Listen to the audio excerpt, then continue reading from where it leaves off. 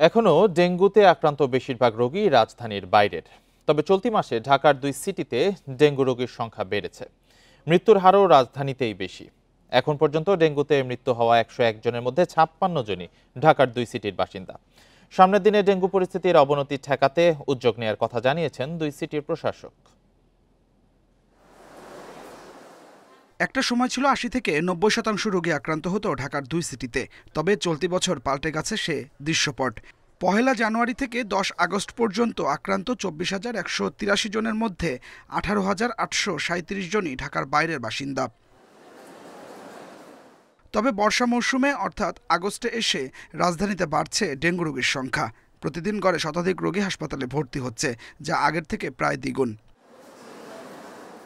ঢাকা দক্ষিণ সিটির প্রশাসক বলছেন, রাজধানীতে বড় বড় হাসপাতালগুলো ঢাকা দক্ষিণে। এখানে ভর্তি বেশিরভাগ রোগী আসছে বিভিন্ন জেলা শহর থেকে। ডিএসসিসিতে ডেঙ্গু রোগী কম থাকলেও থেমে নেই মশক নিধন কার্যক্রম। ঔষধ ছিটাচ্ছি, সেটা কিন্তু আগে যেমন প্রতি মেশিনের জন্য আমরা ডেইলি 30 লিটার করে দিতাম, কিন্তু এখন কিন্তু 60 লিটার করে দিচ্ছি আমরা। তো আমাদের ঔষধের মাত্রাটা আমরা বাড়িয়েছি। তো আমরা আশা করতেছি আমাদের যে চলমান কার্যক্রম এটা যদি অব্যাহত রাখতে পারি, তাহলে আমার মনে হয় সেপ্টেম্বর অক্টোবর মাসেও আমরা নিয়ন্ত্রণে রাখতে পারবো বলে, বা এটা ছড়িয়ে পড়বে এরকম আমার কাছে মনে হয়। ঢাকা উত্তরের প্রশাসক বলছেন, এডিস নিধনে নেওয়া হয়েছে নতুন উদ্যোগ। সেই সাথে মাঠে রয়েছে ভ্রাম্যমাণ আদালত। এডিসের লার্ভা পেলে করা হচ্ছে জরিমানা। যে কোনো ডিজিজ মহামারী হয়ে যেতে পারে মানুষের অসচেতনতার কারণে। তো অসচেতনতা যেটা হচ্ছে সেটা তো আসলে ঘরের ভিতরে তো আমরা ঢুকতে পারছি না।